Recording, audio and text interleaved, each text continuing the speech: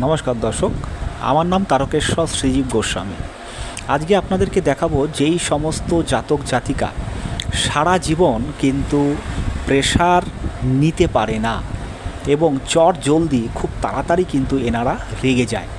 তো আসুন, সর্বপ্রথম আপনাকে দেখতে হবে হাতের মস্তিষ্ক রেখা। যদি আপনার হাতের মস্তিষ্ক রেখা এই ধরনের ছোট্ট হয় তাহলে জানবেন সেই সমস্ত জাতক জাতিকা কিন্তু খুব তাড়াতাড়ি রেগে যাওয়ার প্রবণতা থাকবে। এবং এটাও দেখা গেছে, ধরুন এনারা কোনো ব্যাংকের লাইনে আছে বা টিকিট কাউন্টারে দাঁড়িয়ে আছে, এনারা বেশিক্ষণ দাঁড়াতে পারে না।